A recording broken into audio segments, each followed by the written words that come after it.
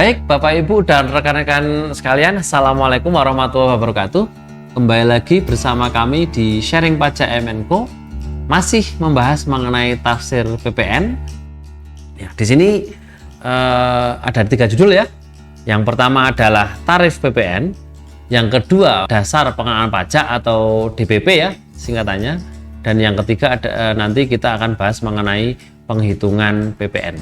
Jika kita perhatikan Bapak Ibu dan rekan-rekan sekalian, penghitungan PPN itu kan seperti ini ya. Nah, saya bisa tuliskan di layar putih ini ya. Penghitungan PPN itu adalah tarif PPN dikalikan DPP kan gitu ya. Makanya kita bahas satu-satu, nanti kita bahas tarif, kita bahas DPP, dan kita bahas penghitungannya. Kalau kita menjelaskan lebih detail lagi, misal kita itu PKP jual ke pembeli gitu ya. Nah, pembeli ini kan harus dipungut PPN ya.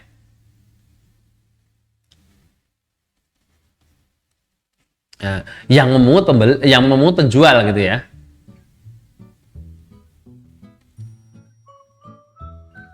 Dalam hal ini penjual adalah PKP.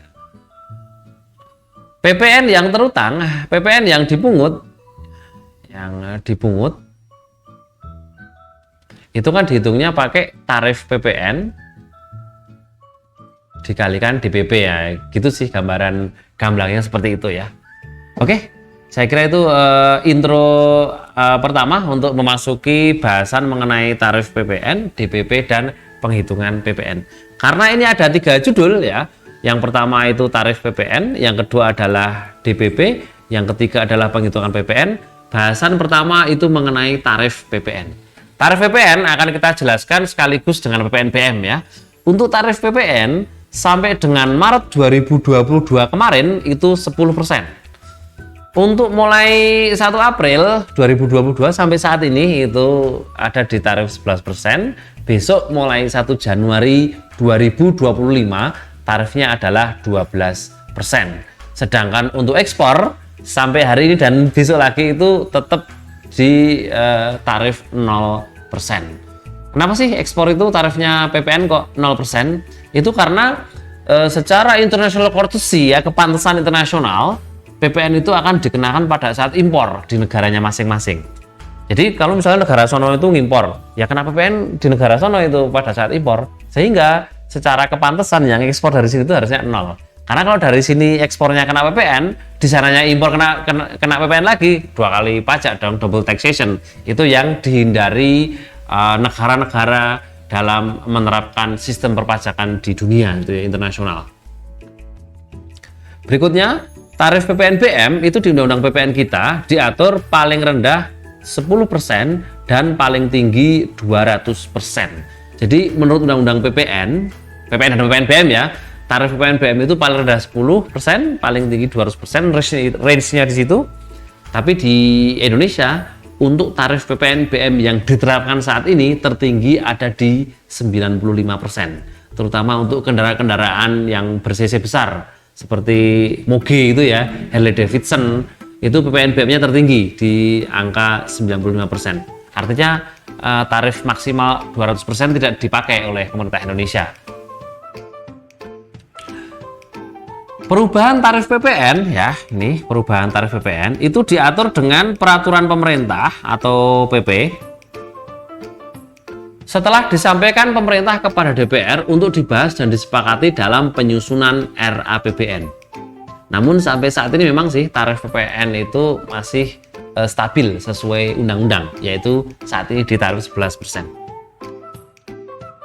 Berikutnya, setelah kita mengetahui mengenai tarif PPN, kita akan membahas mengenai dasar pengenaan pajak atau DPP. DPP atau dasar pengenaan pajak sesuai dengan PP nomor 44 tahun 2022 itu yang pertama adalah harga jual untuk barang, kemudian nilai penggantian untuk jasa, kemudian nilai impor yang ketiga, dan yang keempat nilai ekspor, dan yang kelima itu nilai lain yang ditetapkan oleh Menteri Keuangan. Nanti kita akan bahas satu persatu ya. Apa itu harga jual, apa itu nilai penggantian, apa itu nilai impor, apa itu nilai ekspor dan apa itu nilai lain. Nah, ini bahasan kita yang unik adalah dasar pengenaan pajak. Yang akan kita jelaskan mendetail pertama itu adalah DPP nilai lain. Karena begini Bapak Ibu dan rekan-rekan semuanya, kalau harga jual itu saya kira nggak ada isu ya, itu udah cukup jelas. Bapak Ibu udah tahu harga jual itu ya harga jual barang misalnya. Yang kedua adalah nilai penggantian. Nilai penggantian juga saya kira nggak ada isu, itu mengenai tentang jasa. Yang ketiga nilai impor. Nah, nilai impor itu nanti ada rumusnya tersendiri ya.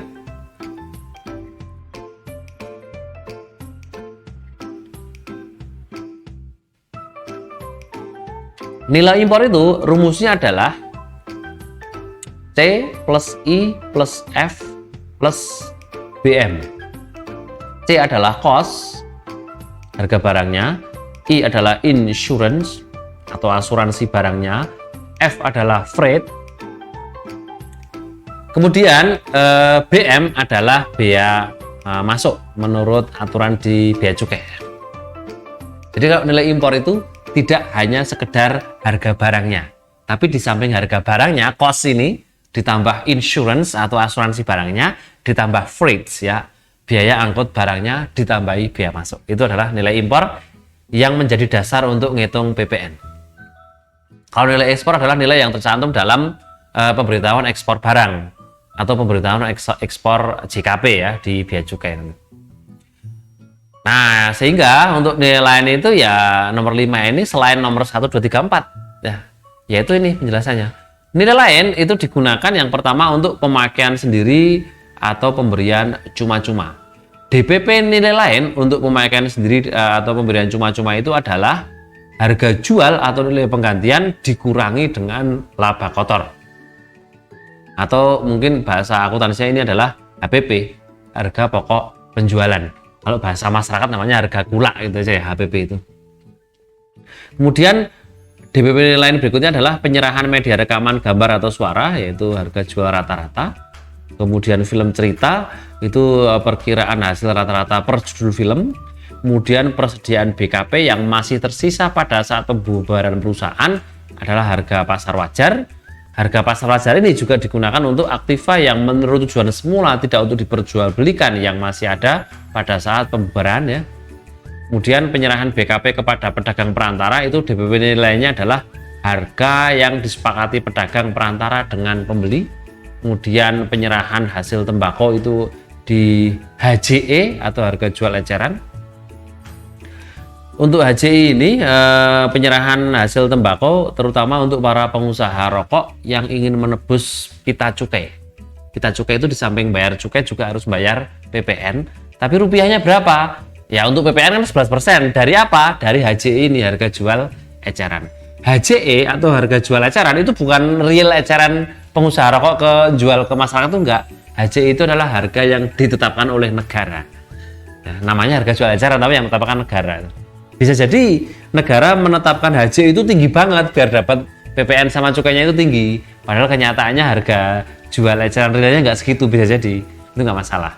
Makanya kalau Bapak Ibu dan rekan-rekan semua membeli rokok, kadang-kadang harga yang tercantum di pita cukai itu lebih mahal karena itu biar pajaknya PPN sama cukainya ke negara itu bisa besar. Meskipun kenyataannya nggak segitu harga jual ecerannya.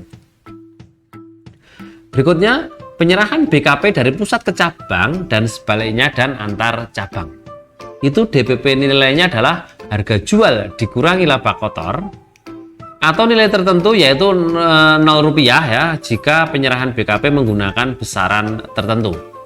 Nanti kita akan sampaikan ya apa itu nilai tertentu, apa itu besaran tertentu. Yang pasti secara default penyerahan BKP dari pusat ke cabang dan sebaliknya dan antar cabang itu adalah harga jual dikurangi laba kotor atau HPP, harga pokok penjualan.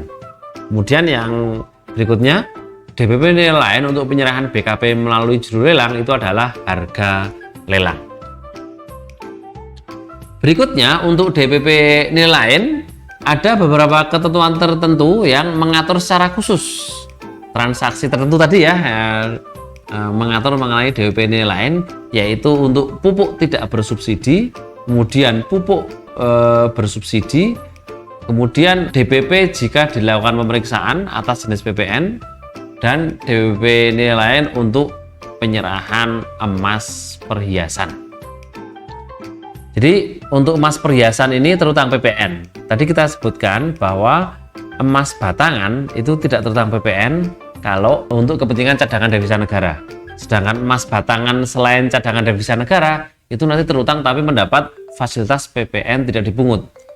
Ingat loh ya, itu kalau emas batangan. Ini adalah emas perhiasan. Emas perhiasan terutang PPN ya. Hanya saja PPN-nya itu menggunakan DPP nilai lain, yaitu 20% ya.